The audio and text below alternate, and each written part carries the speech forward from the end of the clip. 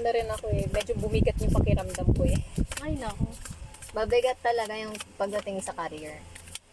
Sa love life, madali lang yun. Hindi, habang nag-ano ako dito, nararamdam ko bumigat. Wait lang. Ayaw eh. Oo. Ganun din yun. Pag nagkatataro ako, mararamdaman ko kung ano. Kung magaan, mabigat. Kaya ano, di naman ganun kabigat eh. So, may ano po yun eh. Ay, te. At least, hindi naman ikaw nakakuha ng tower. Mas masakit yun. Ano ba yung towel? Ano, tower talaga mismo. Pag nakuha mo yon, aray, masakit. Di mo maiwasan. Oo, yan na, yan na. Wala, gagi, di ko alam kung reverse. Yan yun kay Hana eh. Pares pa kayo ng issue nun. Tungkol sa love, may ano, tungkol sa love life. Di pa naman. I mean, pag meron kang ano dito, the lovers, oo, konektado ka na talaga doon. Okay, paiba-iba din yung nakakuha natin, so hindi naman pare-parehas. It says it all. Nakikita ko na Breakfast muna natin. As obvious naman, hanggang dun sa career mo, you're still depressed. You're still in despair. You're hopeless. You're lost. Like any typical bitch. Sorry. And then next, ito Ay, naman. naku, pinatay niya. Nararamdaman mo naman yung disappointment. Di ko na alam. Lunan. Lahat na lang nararamdaman mo. Malungkot ka pa. Hindi mo makakuha yung gusto mo. At hindi ko gino-joke yun. Talaga, ito yung pinakita sa akin. At nakalagay ito, connections are not meant to last forever. So, don't allow yourself to really feel your feelings and move on. Okay. Nakalagay dito. Sorry. Move on from them fully when your tears have dried. Ano kasi? Kaya ilabas mo lahat para makamove on ka. Susunod naman dito. Dito naman, susunod. After all this ordeal, yung lack of confidence naman. Hindi. Sa, kumain ka lang. You can, nakalagay dito lang na lack of confidence.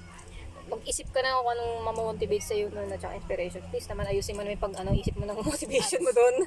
I mean, yeah, pwede naman. The simplest is the best. Okay, pause mo ulit. Para maano ko dito ulit. Sorry.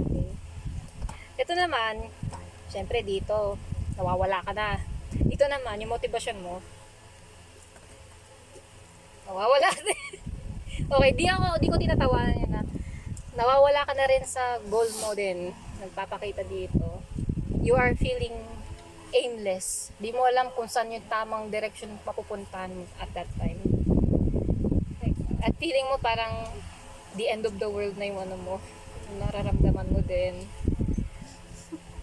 At tinatandaan mo rin, bakit ko ba sinimulan ito? Itong dreams ko, itong career ko. Yeah. Sabi daw dito, mag-reconnect ka daw. In a way na parang hindi ko alam paano mo i-reconnect yun, pero hindi sa love life, pero more on yourself to talaga. Bubuhati mo yung sarili mo dapat dito.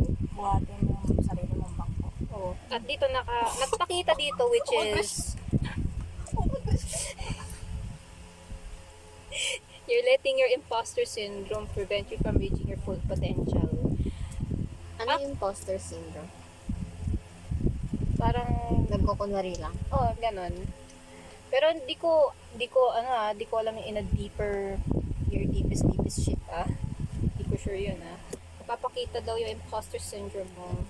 Nape-prevent siya through your full potential. Like, it's in a way na parang nagbablock yung ano mo. Dito lang yung alcohol Nagbablock siya sa ano mo. Sa your career goals in a way. Ang daming reverse na nakaka-irritate to sometimes. Ibang alcohol ang gusto daw. Uy, ito yun. Ibang brand. Ang sabi daw dito, be brave. Be babe. Be brave ka. As in, sa sarili mo dapat itong kakayahan. Don't give a fuck about others, what they say to you. Kakayanin mo to. Di mo kailangan ng opinion ng iba para gumalag ka. I mean, pwede naman din yun. Pero ano naman, like, please naman. Parang kang helpless. Kasi ano ang sakit eh. Wait lang. Na-stress ka na ba sa cards niya? Oo. Wait lang. Baligtad kasi. Pwede rin sa love life, mamaya. Sige, pwede. Yung, Baka lalo Hindi, sumakit yung wala ulo talaga namin, eh. nagpakita dito sa love life. Talaga, ikaw talaga yung may problema. Ay, hindi. pinaghiwalay talaga yung career sa love life. O, diba? Kaya nagtagal siya dito sa pagpili ng sagot eh. You're in under a lot of pressure and it's coming on full force. Totoo. Ayan, you feel beaten down, ready to give up. Remembering who you are, what you're capable of, will give you the boost. In Kaya mo both to. sides of my career, I'm, na, You're, Pagod na. Oo, Oo. pagod. Pero mag-grind ka talaga nito. Like, Oo. titigasin mo yung sarili mo. Ay, panis word yan. Pero stay firm. Kahit nag-ano ka na. Magmatigas ka daw. Oh, parang I don't know what's the right word. Yun lang talaga yung problema ko. Wait lang. Kahit na ikaw, nahihina ka na, kailangan mo parang matigas yung ulo mo doon dapat. Stay strong. O, para sa sayo to, Strong stay. your own goals dapat. Huwag mo ipakisisabi ng iba. I mean, pwede naman yung criticism, pero wag naman yung O kaya yung mga sinabi niya, kalimutan mo na.